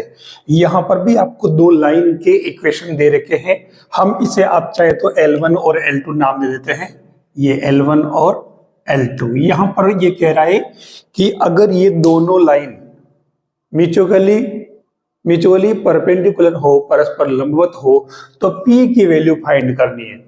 अब इस क्वेश्चन में आप देखना कार्टेशियन फॉर्म में दे रखा है लाइन का इक्वेशन, फिर ध्यान से देखना क्योंकि हम जानते हैं कि लाइन का कार्टेशियन फॉर्म में जो एक स्टैंडर्ड इक्वेशन होता है वो आपको पता है, x minus x1, y minus y1, z minus z1, और इन सब के अपॉन में इनके डायरेक्शन रेशोज होते हैं a b c, जो कि आप देख रहे हो। अब ये है स्टैंडर्ड फॉर्म, तो आपको ये देखना है कि ये परपेंडिकुलर तो है, बट क्या ये स्टैंडर्ड फॉर्म में दोनों इक्वेशन दे रखे हैं। It means x minus x1, y minus y1, z minus z1 और नीचे a b c। अब यहां देखिए a b c तो क्लियर दे रखे डायरेक्शन रेशो, लेकिन आप ऊपर देखिए इनमें ये x माइनस x1 फॉर्म में नहीं है, ये भी नहीं है सेकंड वाला, और थर्ड वाले में इसने थोड़ी सी दया की है कि ये z माइनस z1 फॉर्म में है। दूसरे इक्वेशन की बात करें तो इसके अंदर भी देखिए आप, पहला वाला नीचे तो देख लीजिए आप ए बी सी में कोई दिक्कत नहीं है, लेकिन यहां पर ऊपर देखिए x माइनस x1 फॉर्म में नहीं है, सेकेंड वाला y माइनस 5 ये x माइनस x1 की मतलब y माइनस y1 के फॉर्म में है, यहाँ कोई दिक्कत नहीं। अब यहाँ 6 माइनस z, फिर यहाँ गड़बड़ कर दी, तो यहाँ पर भी ये z माइनस z1 फॉर्म में नहीं है, और इस वजह से अब हमें सबसे पहले इसमें क्या करना पड़ेगा, इसे स्टैंडर्ड फॉर्म में लाना पड़ेगा। It means x minus x1, y minus y1, z minus z1 और नीचे a b c इनके जो डायरेक्शन रेशोज है उस फॉर्म में लाना है। अब जैसे ही अपन इसको ऊपर x minus x1, y minus y1, z minus z1 के फॉर्म में कन्वर्ट करेंगे तो सेम जैसे ही ये करेंगे तुरंत इनके a b c जो अपन अभी इसमें मान रहे हैं कि ये दे रखे हैं ये भी चेंज हो जाएंगे। कैसे देखिए, मैं सबसे पहले L1 की बात करूं L1। यहां अगर आप इसमें से 1 माइनस एक्स दे रखा और इसे आप x माइनस x1 करें तो इसके अंदर आपको -1 कॉमन लेना पड़ेगा और नीचे ये 3 एज इट इज। सेकेंड वाले में बात करें तो यहां आपको 7 कॉमन लेना पड़ेगा, तब जाकर के ये y माइनस और ये 2 बन जाएगा और नीचे आपके दे रखा है 2p। और थर्ड वाला तो है एज इट इज, इसमें कोई फर्क नहीं। अभी भी हमारा काम पूरा नहीं हुआ। यहाँ आपके क्योंकि ये x माइनस x1 की फॉर्म में तक किया, लेकिन साथ में ये टर्म बनी हुई है, ये -1 सीधा इसके अपॉन में चला जाएगा, तो x माइनस 1 अपॉन 3 अपॉन -1। फिर यहाँ पर भी y माइनस 2 और इस 7 को नीचे भेजना पड़ेगा, तो ये 2p अपॉन 7 हो जाएगा। फिर हम बात करें अगला वाला, तो इसके वाले में विषय में बात करने की जरूरत नहीं। अब ये हमारे स्टैंडर्ड फॉर्म में आ गया है। मैं इसे L1 वापस नाम दे रहा हूं जो हमारा था। अब बात करें अपन L2 की, तो L2 के अंदर भी हमें सेम वही काम करना पड़ेगा। क्या होगा इसमें, देखिए 7 माइनस, तो यहां पर आपको माइनस का 7 कॉमन लेना पड़ेगा और उस केस में ये x माइनस 1 बन जाएगा। ठीक है, देख लीजिए, और अपॉन में अभी कोई फर्क नहीं पड़ रहा।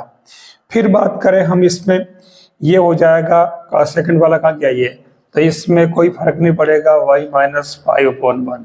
और लास्ट वाला दे रखा, देखो यहाँ पर भी ये उल्टे दे रखे हैं, तो इसको 6 माइनस जेड की जगह जेड माइनस 6 करना पड़ेगा, तो आप -1 कॉमन ले लीजिए, तो जेड माइनस 6 आ जाएगा और नीचे आपके भाई। अब आप इसे सही कर लीजिए, x माइनस 1 ऊपर रखना है, तो ये माइनस का 7 कहाँ जाएगा, 3p अपॉन -7 नीचे हो जाएगा। फिर सेकंड वाले में कोई फर्क नहीं पड़ रहा, y माइनस 5 अपॉन 1 और इसमें भी z माइनस 6 अपॉन -5।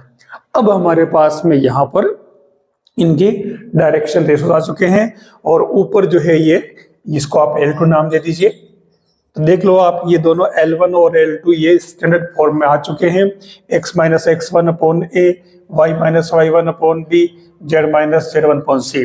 सेम ऐसे ही x minus x1 upon a, y minus y1 upon b, z minus z1 upon c। इस तरीके से अपन ने ये निकाल लिया। अब हमें क्या करना है, इसमें परपेंडिकुलर वाली जो प्रॉपर्टी है उसको अप्लाई करना है। कौन सी, a1 a2 plus b1 b2 plus c1 c2 equal to 0। ये आपके दोनों लाइन के परपेंडिकुलर की शर्त है, तो अपन अप्लाई करते हैं। इसके लिए भी क्या चाहिएगा, a1 b1 c1 और a2 b2 c2 जो हमारे पास दे रखे हैं। ये a1, ये कहा गया सेकंड वाले मेरा, a1 b1 c1 और a2 b2 c2। मैंने इनके दोनों ही लाइन के डायरेक्शन रेशियोज जो है वो सेपरेट कर लिए। ये फर्स्ट लाइन के a1 b1 c1 और ये सेकंड लाइन के a2 b2 c2। अब हम परपेंडिकुलर लाइन वाली बात करें, क्योंकि हमारे पास में line L1 perpendicular to L2, तो इसके लिए क्या होगा, a1 a2 plus b1 b2 plus c1 c2 equal to 0। Apply कर लीजिए, p की वैल्यू आ जाएगी, तो a1 a2 क्या होगा, -3p अपॉन 7 मल्टीप्लाई माइनस का 3 प्लस b1, तो ये है 1 और b2 2p अपॉन 7। फिर c1 है -5 और c2 भी -5। या c1 जो है वो -5 नहीं है, c1 आपके 2 है। तो अब इसको आप सोल्व कर लीजिए, तो ये क्या बना, 9p upon 7 plus 2p upon 7 और माइनस का 10 इक्वल टू 0। तो आप इन दोनों को एक साथ ले लीजिए, तो 9 और 2 11p अपॉन 7 और उधर हो जाएगा 10, तो ये 11p इक्वल टू 70, तो ये p इक्वल टू क्या आ जाएगा, 70 upon 11। This is required answer. इस तरीके से इस क्वेश्चन में क्या यूनिकनेस थी, आपने क्या ध्यान रखा, सबसे खास बात, क्योंकि a1 a2 b1 b2 c1 c2 जो 0 करने वाली कंडीशन है परपेंडिकुलरिटी वाली, सबको पता होती है, लेकिन हमें ये ध्यान रखना पड़ता है कि ये x minus x one upon A, यानी कि स्टैंडर्ड फॉर्म में वो लाइन है कि नहीं कार्टेशियन फॉर्म में, ये जरूर पहले हमें देख लेना होगा, नहीं तो p की वैल्यू रॉन्ग आएगी। इस क्वेश्चन में कह रहा है कि आपको बताना है कि ये दोनों लाइन है परपेंडिकुलर है, यानी आपको प्रूव करना है कि ये दोनों लाइन परपेंडिकुलर है या नहीं। हालांकि वो कह रहा है परपेंडिकुलर है, आपको तो बताना ही है। तो अभी इसके अंदर देखिए दोनों लाइन को, first line second line, first line को देखिए पहले ये स्टैंडर्ड फॉर्म में है या नहीं, तो ये x minus x one upon A one, y minus y one upon B one, z minus z one upon C one, या जेड माइनस जीरो, ध्यान रखना, तो कोई दिक्कत नहीं है। पहले वाली जो लाइन है वो स्टैंडर्ड फॉर्म में है। अब सेकंड की बात करें, ये भी x minus x one upon B one, x minus X two upon B two, Y minus Y two upon B, x minus X two upon A two, Y minus Y two upon B two, Z minus Z two upon C two, बिल्कुल दे रखा है। यहाँ x minus zero, Y minus zero, Z minus zero है। मतलब ये जो line है ये ओरिजिन से पास हो रही है, क्योंकि देखिए जी यहाँ minus zero minus zero minus zero है। दूसरी बात, इसकी जो डायरेक्शन रेशियो क्या है 1 2 3, तो एज इट इज यूज करना है। यहाँ पर भी आप देखिए ये लाइन किससे पास हो रही है, किस पॉइंट से पास हो रही है, आप कमेंट करके बताएं। क्विक कमेंट करिए और बताइए कि ये लाइन जो है किस पॉइंट से पास हो रही है। मैं आगे बढ़ता हूं। अब क्योंकि दोनों ही परपेंडिकुलर है, मैं इसको L1 और इसको L2 नाम दे रहा हूं। तो क्योंकि L1 परपेंडिकुलर टू L2 है, ये आपको पूछ रहा है, तो हम एक काम करते हैं, अगर A1 A2 plus B1 B2 plus C1 C2 की वैल्यू क्या आ जाए 0, तो वो ये दोनों ही परपेंडिकुलर होगी। देख लो आप, तो ये इसमें A1 क्या है 7, ये 7, A2 क्या है 1, B1 क्या है माइनस का 5, B2 क्या है 2, और C1 1 और C2 3। सोल्व कर लीजिए, 7 माइनस 10 प्लस 3, 7 और 3 10, और ये 10 माइनस 10, तो आप 10 में से 10 माइनस कर लीजिए, 0 में से 0 गया 0, 1 में से 1 गया 0, तो 0 आ रहा है। इसलिए ये लाइन L1 और L2 क्या है परपेंडिकुलर। आप कह सकते हैं फाइनली कि ये L1 perpendicular to L2। Direct करना था, वैसे भी अगर आप, तो मैंने खाली समझाने के लिए ऐसा किया, बाकी तो आप डायरेक्ट ही कर लेते हैं। 7 into 1 7, minus 5 into 2 minus 10, 1 into 3 3, देखो 0 आ रहा, तो दूर से ही दिख रहा है तो कि ये परपेंडिकुलर है। तो इस तरीके से आपको परपेंडिकुलरिटी में ध्यान रखना है कि उसमें वो स्टैंडर्ड फॉर्म में है कि नहीं, बस बाकी तो इजी वे में आप कर लेंगे। अब हम बात करते हैं 3D ज्योमेट्री के सबसे इंपॉर्टेंट पार्ट, और वो है स्क्यू लाइंस, यानी कि विषम तली रेखाएं। और विषम तली रेखाओं के बीच की जो डिस्टेंस, जिसको अपन कहते हैं शॉर्टेस्ट डिस्टेंस, यानी लघुत्तम दूरी, वो फाइंड करते हैं। शॉर्टेस्ट डिस्टेंस फाइंड करने के लिए हमारे इस चैप्टर के अंदर 2 मेथड दे रखे हैं, जब वो वेक्टर फॉर्म में हो, जैसा कि ये वेक्टर फॉर्म में दे रखी है, दोनों ही लाइन है r इक्वल टू और r इक्वल टू, एक लैम्बडा में डाल रखी है, दूसरी म्यू में डाल रखी है। दूसरा पैटर्न होता है आपके कार्टेशियन फॉर्म में। तो कार्टेशियन फॉर्म के लिए अलग फॉर्मूला है शॉर्टेस्ट डिस्टेंस के लिए, और वेक्टर फॉर्म के लिए अलग फॉर्मूला। तो पहले मैं वेक्टर फॉर्मूला बता रहा हूँ, लेकिन एक बात और खास, ये यहाँ केवल 2 फॉर्मूले दे रखे हैं। मैं आपको इसके बाद में एक बहुत ही इजी तरीका बताता हूँ, जो कि खास तौर से कंपटीशन एग्जाम्स के अंदर काम आता है। शॉर्टेस्ट डिस्टेंस क्या होती है, कौन सी होती है, और ये स्क्यू लाइंस क्यों होती है, इसको मैं अलग से इसी वीडियो में बता रहा हूँ। आखिरी स्क्यू लाइंस है क्या? इट मीन्स विषम तलीय रेखाएं। तो इसके लिए हमारे को सबसे पहले चाहिए 2 लाइन, जिसको मैं L1 और इसको मैं L2 के रूप में यूज करूंगा। अब स्क्यू लाइन से जुड़े 3 इंपॉर्टेंट कॉन्सेप्ट्स हैं। देखिए ये एक लाइन L1 है, तो इस L1 लाइन को मैं इस प्लेन में रख लेता हूं। L2 लाइन को मैं इस तरीके से एक बार इसी प्लेन में रख रहा हूं, ठीक है। ये एक दूसरे को इंटरसेक्ट कर रही है, काट रही है, ठीक है। अब मैं इस लाइन को ऊपर उठा लेता हूं। क्यों उठा रहा हूं? क्योंकि हमारा टॉपिक क्या था, स्क्यू लाइंस, विषम तलीय रेखाएं, तो मैं तल बदल रहा हूं, ठीक है। ये जैसे मान लो मैंने तल चेंज कर लिया, तो ये दूसरा तल हो गया, तो अब ये हो गया दूसरी, और इसको मैं इसके ऊपर रख रहा हूं, ठीक है। तो ये आप ऐसे मान लो ऊपर, ये तल चेंज हो गया, प्लेन चेंज हो गया, ये प्लेन 1 प्लेन 2, इसलिए विषमतलीय रेखा स्क्वायलाइंस। इन दोनों के बीच की शॉर्टेस्ट डिस्टेंस, लघुत्तम दूरी। अब अगर मैं यहां से करूं, जैसे मैं दूसरी लाइन लाता हूं, अगर मैं इसको यहां से लूं तो ये शॉर्टेस्ट हो नहीं सकती, इधर लूंगा तो जैसे जैसे पास जाएगी वैसे इसकी डिस्टेंस दोनों के बीच कम होती जाएगी। तो शॉर्टेस्ट डिस्टेंस कहां होगी? शॉर्टेस्ट डिस्टेंस जहां ये दोनों अलग अलग तल में काट रही है, इसके ऊपर ले आओ ऐसे, ये इसकी हुई शॉर्टेस्ट डिस्टेंस। आप देख लो, ये डिस्टेंस हमें फाइंड करनी होती है, जिसके लिए अपन फॉर्मूला यूज करते हैं, वेक्टर फॉर्म हो या फिर कार्टेशियन फॉर्म हो या अलग तरीके से, तो उस कंडीशन में अपन ये डिस्टेंस निकालते हैं।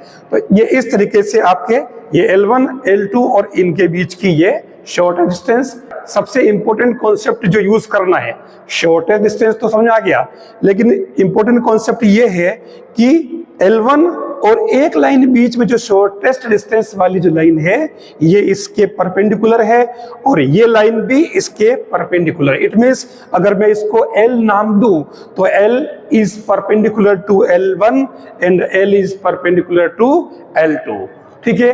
ये कॉन्सेप्ट आपके बहुत ज्यादा काम आता है। अब तीसरी बात, मैं क्या करूं कि अगर मैं इसे हटा लेता हूं, शॉर्टेस्ट डिस्टेंस को 0 कर लेता हूं, चलो हटा दी, तो ये कहां चली जाएगी? यहां चली जाएगी। इसका मतलब ये हुआ कि ये दोनों एक ही प्लेन में आ गई। यानी जब कभी क्वेश्चन में आता है कि दो लाइन अगर एक ही प्लेन में हो, समतली हो, तो P की वैल्यू फाइंड करिए। तो P की वैल्यू फाइंड करनी हो, किसी कांस्टेंट की वैल्यू फाइंड करनी होती है, तो उस कंडीशन में अपन शॉर्टेस्ट डिस्टेंस निकाल करके उसको 0 कर देंगे। इससे हमारे PD जो भी पूछा होगा वो निकल जाएगा, क्योंकि दोनों एक ही तल में आ गई। ये समतलीय होने की कंडीशन आ गई, कौन सी? जब शॉर्टेस्ट डिस्टेंस 0 हो जाएगी। अब यहां देखिए आप, हमारे पास दोनों वेक्टर फॉर्म में है, तो हमें ये पता है कि ये जो फर्स्ट लाइन है ये आपके 1 to 1 से पास होती है, और यहाँ पर ये 1 - 1 1 ये आपके क्या है? डायरेक्शन रेशियोज इस लाइन के। और दूसरी लाइन जो है वो 2 -1 - 1 से पास होती है, और इसके डायरेक्शन रेशियो क्या है? 2 1 2, ठीक है। तो अब हम इसमें सबसे पहले हमारे पास जो फॉर्मूला काम आता है, मैं डायरेक्ट फॉर्मूले की बात ही करूंगा। वो फॉर्मूला क्या है? D = B1 cross B2 upon mod of B1 cross B2। ये फॉर्मूला अपन यूज करेंगे। अभी ये पूरा नहीं हुआ है, इसको अपन डॉट प्रोडक्ट करेंगे A2 - A1 से, ठीक है। तो अब आप देख लीजिए, हमारे पास इस क्वेश्चन को करने के लिए 3 पार्ट यूज करने पड़ेंगे। हम सबसे पहले इसके अंदर निकाल लेते हैं B1 क्रॉस B2। तो आपको डिटरमिनेंट मेथड से करना पड़ेगा इसको। तो B1 क्रॉस B2 अपन पहले निकाल लेते हैं। B1 cross B2 equal to determinant I, J और K। अपन चाहे तो और भी मेथड है, लेकिन अपन यही इसमें काफी इजी रहेगा। तो इसके लिए आपके पास में B1 B2, तो ये B1 कितना है? 1 - 1 और 1, तो ये 1 - 1 और 1। फिर B2 कितना है? 2 1 2, तो ये 2 1 2 यूज कर ले। I फिर ब्रैकेट बंद करो। मैं तो इसको ऐसे करता हूं ताकि मिस्टेक हो ही नहीं, पहले ही इनको ऐसे कर लेता हूं, एक बार प्लस का, दूसरा माइनस का। अब इसमें 2 का -1 से किया तो ये -2, -1 का 1 से किया तो 1। फिर J वाला, तो ये 1 और 2 काम आएगा, तो 2 × 1 यानी कि 2, -2 का 1 से करो तो ये 2, ये 1 -2 -1 यानी कि प्लस हो जाएगा, तो ये प्लस का 2। तो आपके ये तो बन जाएगा, देखो माइनस का 3i, ये बीच वाला टर्म 0 हो जाएगा, और ये +3k। तो फाइनली आपके ये -3i + 3k आ जाएगा क्या? B1 cross B2। अब हमारा अगला काम है A2 - A1 फाइंड करना। तो A2 आपके पास में 2i - j - k, तो ये 2i - j - k। फिर माइनस करें तो ये A1i + 2j + k, तो ये i + 2j + k माइनस कर लीजिए। तो 2i में से i गया, i बचा, माइनस जे माइनस 2j तो माइनस 3j, और माइनस k तो माइनस का 2k। ये a2 माइनस a1 आ गया। अब हमारा तीसरा काम क्या है, b1 क्रॉस b2 का मोड निकालना है। ठीक है, ये यहाँ मोड लगा देना, मैंने ब्रैकेट लगा दिया है शुरुआत में। तो b1 क्रॉस b2 क्या आया था अपना, माइनस 3k, तो इसका मोड निकाल लें। तो ये b1 क्रॉस b2 का मोड क्या हो जाएगा, माइनस 3 का स्क्वायर इट मीन्स 9, और 3 का स्क्वायर 9, तो 18 यानी कि 2 into 9 root it means 3 root 2। ये आपके b1 क्रॉस b2 आ गया। अब हमारा काम क्या बचा, हमें ये इसका इस a2 माइनस a1 के साथ में निकालना है डॉट प्रोडक्ट, तो इससे हमारा ये काम हो जाएगा। बस ये तीनों ही वैल्यू जो है वो आप इसमें फॉर्मूले में पुट कर लीजिए। तो आपके d कितना आएगा, b1 क्रॉस b2 तो आपने निकाला था माइनस 3i प्लस 3k, और इसका डॉट प्रोडक्ट किससे करना है, a2 माइनस a1 से, तो ये i माइनस 3j माइनस का 2k। ठीक है, और अपॉन में आएगा क्या, b1 क्रॉस b2 का मोड, तो ये मोड आपके कितना है 3 रूट 2। आप चाहते तो इसको भी अलग कर लेते। अब इसका निकालिए डॉट प्रोडक्ट, तो ये i डॉट i1 यानी कि माइनस 3j का 0 हो गया, k डॉट k1 तो ये माइनस का 6 अपॉन नीचे बन रहा है 3 रूट 2, तो ये क्या हो गया माइनस का 9 अपॉन 3 रूट 2। क्योंकि ये डिस्टेंस है तो इसलिए इसको अपन मोड में डाल देते हैं, क्योंकि ताकि ये माइनस में नहीं रहे। तो उस केस में ये क्या बन जाएगा माइनस, तो 3 से इसको डिवाइड करो तो ये 3 अपॉन रूट 2। आप चाहो तो इसे ऊपर नीचे रूट 2 से मल्टीप्लाई डिवाइड कर दो, तो ये हो जाएगा 3 root 2 upon 2 is required answer. ऐसे आपको शॉर्टेस्ट डिस्टेंस का फॉर्मूला यूज करना है और निकालना है, चाहे वो वेक्टर फॉर्म में हो किसी फॉर्म में हो, ये हमारे पास वेक्टर फॉर्म में ही है। यहाँ आपके पास में जो निकालना है शॉर्टेस्ट डिस्टेंस ही, लेकिन अब की बार दोनों लाइन आपकी किस में दे रखी है, कार्टेशियन फॉर्म में। तो ऐसी कंडीशन में आपके लिए फॉर्मूला चेंज हो जाएगा शॉर्टेस्ट डिस्टेंस का, और वो फॉर्मूला क्या है देख लीजिए, d इक्वल टू पहले डिटर्मिनेंट जिसमें x2 minus x1, y2 minus y1, z2 minus z1 r1 में, फिर r2 में a1 b1 c1, और r3 हो जाएगा a2 b2 c2। और उसके बाद में इसको किससे डिवाइड करना है, आपको इससे करना है रूट में लंबा फॉर्मूला। अब इस लंबे फॉर्मूले को जिससे डिवाइड करना, मैं उसको कैसे बताता हूं आप देखना। तो सबसे पहले मैं एक काम करता हूं, इसमें a1 b1 c1 a2 b2 c2 चाहिए।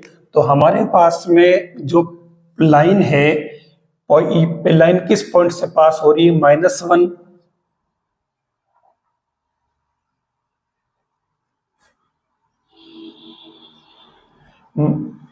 -1।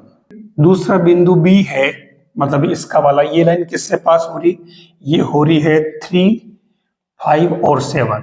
तो अब यहाँ पहले x2 माइनस x1 निकाले, तो 3 माइनस 1 यानी कि प्लस का 4, y2 माइनस y1 निकाले तो 5 माइनस 1 यानी कि प्लस का 6, और z2 माइनस z1 निकाले 7 माइनस 1 यानी कि 8। ये आपके R1 का काम हो गया। अब हम बात करें A1 B1 C1, तो आपके पास में A1 B1 C1 डायरेक्ट दे रखे हैं, A2 B2 C2 डायरेक्ट दे रखे हैं। अब कोई दिक्कत नहीं। अब मैंने इसमें इस फॉर्मूले में जो जिससे डिवाइड करना है ना, तो मैंने उस फॉर्मूले को इस तरीके से रखा है कि मैंने उसको एक अलग नाम डाल दिया, कैपिटल D।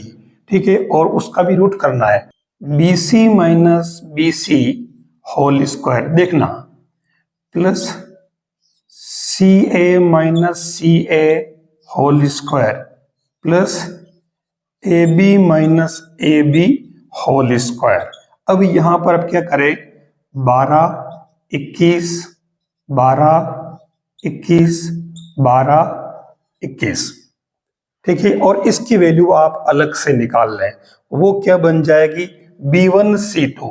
तो ये आपके B1 और C2 यानी कि माइनस का 6, देखना बहुत ध्यान रखना गलती नहीं हो जाए। फिर माइनस B2 C1, तो ये B2 और C1, तो ये क्या हो गया -2, तो ये हो गया प्लस का 2 होल स्क्वायर।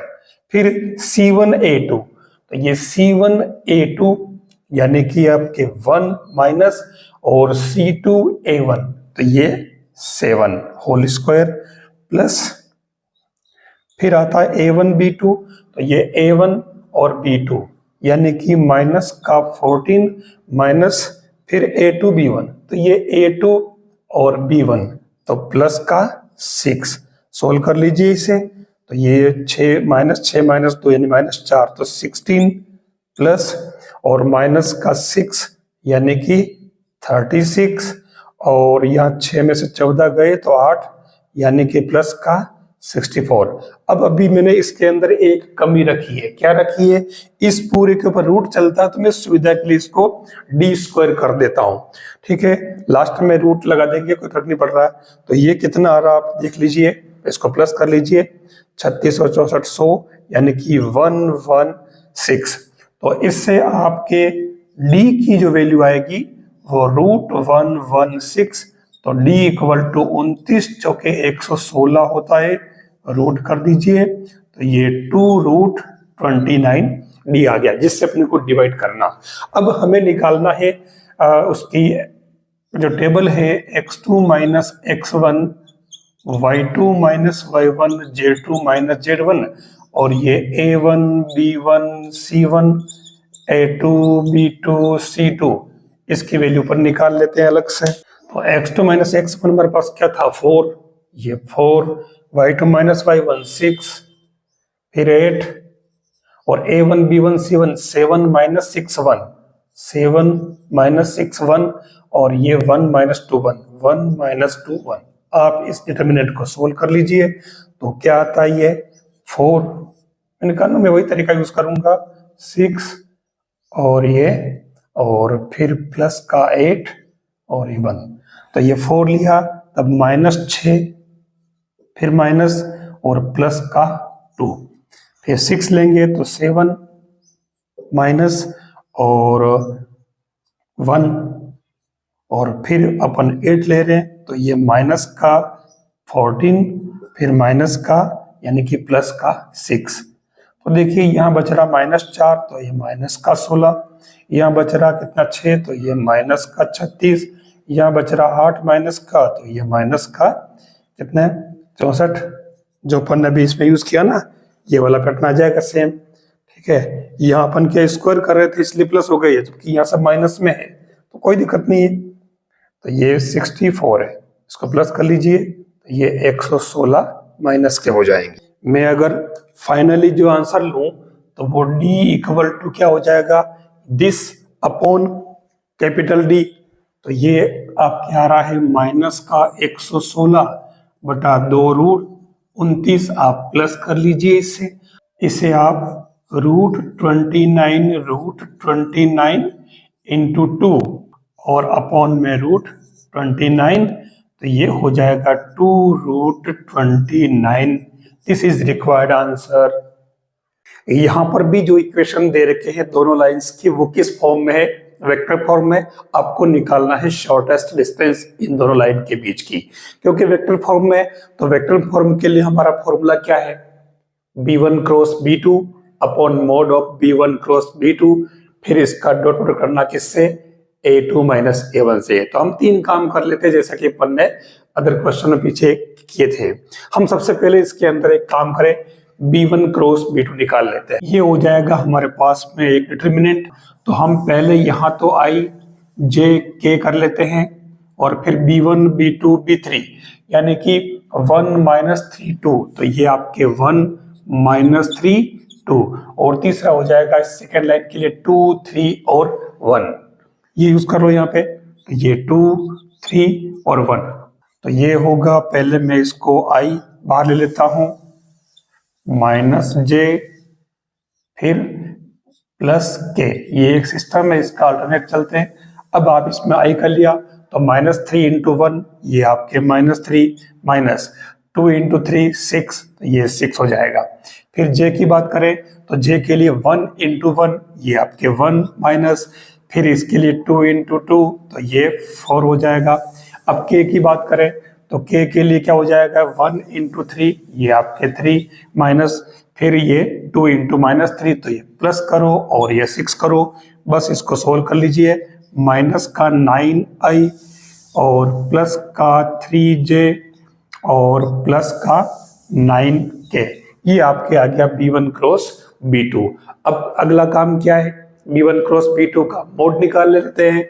तो भाई इसका मोड क्या बन जाएगा b1 क्रॉस b2 और इसका मोड निकाल लेते हैं। तो -9 का स्क्वायर 81, 3 का स्क्वायर 9, फिर 9 का स्क्वायर 81 और इसका रूट लगा लेते हैं। तो ये आप इसमें देख लो, आप एक काम करो, मैं इसको सोल्व करूंगा। 9 इनमें से कॉमन ले रहा हूं, तो 9 कॉमन लेते ही बार 3 आ जाएगा। अब रूट में क्या बचेगा, यहाँ बचेगा आपके 9 + 1 + 9। ठीक है, एक तरीका है सोल्व करने का ताकि आप टाइम वेस्ट नहीं हो कैलकुलेशन में। 9 9 18 1 19, तो ये 19 आ गया। अब अपन इसको प्लस करके रूट निकालते तो शायद उसमें हमें देर लग सकती थी। ये निकालना b1 क्रॉस b2। अब अपना काम क्या अलग से, अब हमें निकालना है a2 माइनस a1, तो अपन यही निकाल लेते हैं। चलो a2 माइनस a1, तो a2 माइनस a1 क्या आ जाएगा आपके, यहाँ a2 कौन सा है, देखो ये आपके 4 5 6 वाला जो पार्ट है ये a2 और ये 1 2 3 वाला पार्ट जो है वो a1। 4 माइनस 1, चलो पहले लिख लेते हैं पूरा, 4i plus 5j plus 6k, इन सब पर केप जरूर लगा देना, टोपी पहनाना आना चाहिए आज के जमाने में। फिर माइनस और ये हो जाएगा i plus 2j plus 3k, बस आप इसे माइनस कर लीजिए। तो 4 में से 1 यानी कि 3i, 5 में से 2 तो ये माइनस यानी कि प्लस का 3j और 6 माइनस 3 यानी कि 3k, ये आ गया। अब अपने को क्या करना है, इन दोनों का डॉट प्रोडक्ट निकालना है, तो निकाल लीजिए डॉट प्रोडक्ट। ये आपके b1 क्रॉस b2 और इसका डॉट प्रोडक्ट किसके साथ में है, a2 माइनस a1, बस निकाल लो। तो b1 क्रॉस b2 तो आपके पास में क्या है था, ये देख लो, ये आपके -9i, चलो मैं लिख लेता हूं यहाँ पे 9i plus 3j plus 9k, फिर a2 माइनस a1, यहाँ देखो डॉट लगा रखा मैंने, डॉट प्रोडक्ट करना है, ठीक है, गुणनफल। तो ये 3 3 सब 3 3 में है, तो ये 3i plus 3j plus 3k। अब ये आप कर ले, क्योंकि i dot i1 j dot j1 k dot k1, तो ये -9 इंटू 3 ये 27, 3 इंटू 3 तो ये 9, 9 इंटू 3 तो ये 27। लो ये पहला तो 0 हो गया और 9 बचा, तो ये 9 आ गया। हमारे पास सब कुछ आ चुका। अब हम क्या करेंगे, हम यूज कर लेते हैं फॉर्मूला और उस फॉर्मूले में वैल्यू पुट कर लेते हैं। तो हमारा फाइनली शॉर्टेस्ट डिस्टेंस के लिए क्या होगा, b1 cross b2 dot a2 minus a1, ये कितना आया आपके पास में, ये आया था 9, और नीचे इसका b1 क्रॉस b2 का मोड जो अपन ने निकाला था 3√19, तो ये 3√19, तो ये 3/19 कर दो रूट में। तो आप चाहो तो इसको ऊपर नीचे रेशनलाइज कर दो ना, ये 9, तो फाइनली आंसर क्या आ जाएगा 3√19/19। आप चाहते तो ये आंसर रखते, आप चाहते तो आप केवल ये 3.19 भी रख सकते थे। ये हमारे शॉर्टेस्ट डिस्टेंस निकालने का तरीका है। यहाँ देखिए जो लाइन दे रखी है, यहाँ पर भी शॉर्टेस्ट डिस्टेंस निकालनी है लाइंस के बीच की, लेकिन यहाँ लाइन के इक्वेशन कुछ अलग ही फॉर्म के रूप में दे रखे हैं।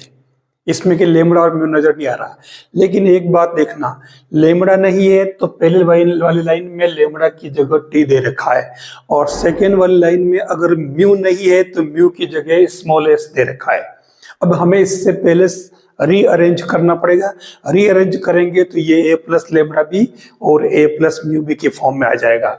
तो हम इससे रीअरेंज कर लेते हैं। पहला r इक्वल टू दे रखा है, तो मैंने जगह इसलिए रखी है, तो ये क्या हो जाएगा r इक्वल टू, मैं इसमें टी पूरा अलग कर लेता हूं, ठीक है, तो ये पहले बिना टी वाला यानी कि 1i, तो ये आपके पहला 1i, फिर इसमें ये माइनस का 2j, फिर ये 3k प्लस का हो जाएगा, बिना टी वाले को अलग कर लिया अपने सेपरेट।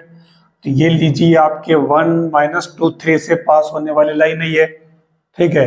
फिर इसमें मैं टी यहाँ कॉमन ले लेता हूँ, तो यहाँ पर तो हो जाएगा देखो माइनस का i, फिर यहाँ हो जाएगा माइनस का 2j, और माइनस का 2j नहीं होगा, देखो टी के साथ में आ रहा है ना, तो यहाँ प्लस का टी ही होगा, मतलब प्लस का j होगा ओनली, तुरंत मिस्टेक हो जाएगी, ध्यान रखना। फिर लास्ट वाले में ये टी है, तो यहाँ पर माइनस का 2k बन जाएगा। ये हमने इसको a प्लस लेमड़ा बी की फॉर्म में कर लिया, ये यहाँ पे टी आ गया। अब सेकेंड वाले की बात करें, ये आपके लाइन L1 और ये आपके लाइन L2 है, तो यहाँ क्या बन जाएगा, R equal to same as, देखो 1 है I, तो ये I आप अलग कर लीजिए, यहाँ पर माइनस j अलग कर लीजिए, और यहाँ पर माइनस का k अलग कर लीजिए, यानी कि अब यहाँ क्या बचेगा, स्मॉल s कॉमन t की जगह ये पॉइंट 1 - 1 - 1 से पास हो रही लाइन। अब s कॉमन लिया, तो यहाँ पहले वाले में देखो s i बनेगा, तो ये ओनली i, ये हो जाएगा 2k और k। अब हमें निकालना है इनके बीच की शॉर्टेस्ट डिस्टेंस, अपने इसको स्टैंडर्ड फॉर्म में कन्वर्ट कर लिया है। तो हम सबसे पहले इसके अंदर b1 क्रॉस b2 निकाल लेते हैं, जो काम अपन पीछे करते आ रहे हैं, b1 क्रॉस b2, तो ये क्या बनेगा, i j और k, मैंने छोटा ही लिखा है।